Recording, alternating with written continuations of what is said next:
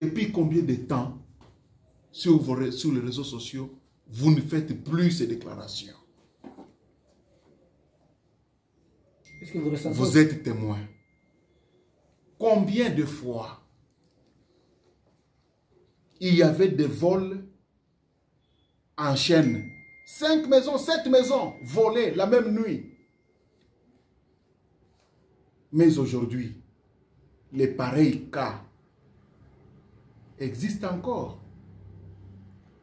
Et vous n'allez pas oublier que nous n'avons que 4 mois. Dans 4 mois, nous avons démantelé que certains de nos collaborateurs avec qui nous tenions des réunions de sécurité, sur qui nous étions en train de compter pour mener la sécurité, étaient ou sont dans la manette de la criminalité.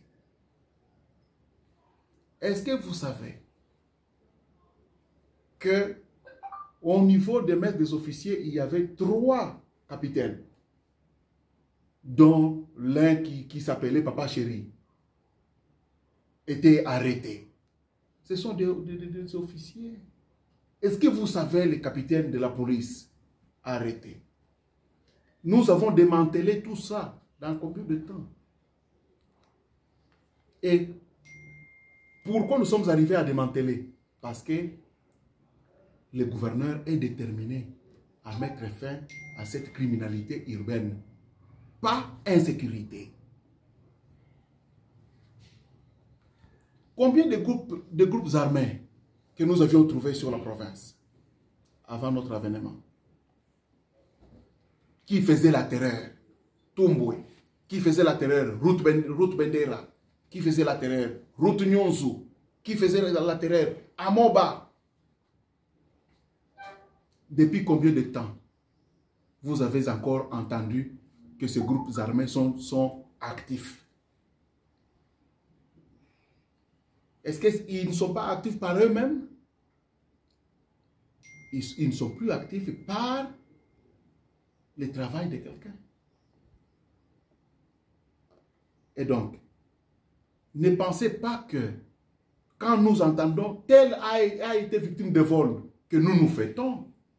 Nous ne fêtons pas. Nous ressentons. Pourquoi cela est arrivé? À cause d'une telle défaillance, et nous cherchons à corriger. Et une chose que nous avons trouvée dans la population de Kalemi, la population ne veut pas collaborer. La population habite avec les auteurs des crimes. Et la population s'est tait. Les autorités ne sont pas des magiciens. Et la population cache les forfaits d'un criminel que eux connaissent. Et pourtant, la sécurité est une affaire de tous. Si aujourd'hui c'est chez A, demain ça sera chez B. Nous dénonçons avant que B ne soit victime. Collaborons avec les autorités. Alors, donc, autorités que nous sommes, nous regrettons quand il y a un cas de crime urbain qui arrive. Alors, la question pour savoir si c'était opportun ou pas. Oui, oui. Et l'exercice que les députés viennent d'afficher, est-ce que vous êtes aussi d'accord? Je ne peux pas juger que c'est opportun ou ce n'était pas opportun. Mais c'est aux députés eux-mêmes. C'est aux députés eux-mêmes. J'ai reçu, comme vous le savez, depuis pour la plénière du 16. J'étais en mission à Congolo. J'ai interrompu pour venir répondre le 16.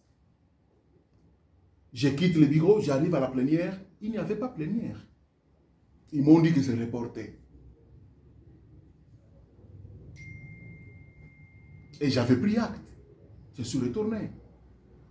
Et il y avait une urgence à Kabal que je ne peux pas annoncer parce que c'est sur le plan sécuritaire. J'ai écrit au président J'ai réservé la copie à mon gouverneur, copie à l'honorable auteur de la question orale, pour solliciter un report. Et le président avait répondu pour dire que la plénière devrait se dérouler le 27. Aujourd'hui, nous sommes le 28. Le 27. Les correspondances sont là. Le 27. Je me prépare pour le 27. Un report arrive. C'est pour le 28. J'étais prêt. J'étais là avant tous les députés. Mais eux-mêmes, ils ont jugé que ce n'est pas opportun. Vous ne m'avez pas vu, moi, prendre la parole, ni donner mon opinion. Eux-mêmes ont jugé que ce n'était pas opportun. C'est une affaire de députés, ce n'est pas notre affaire. Nous nous sommes tus et nous avons consommé la conséquence.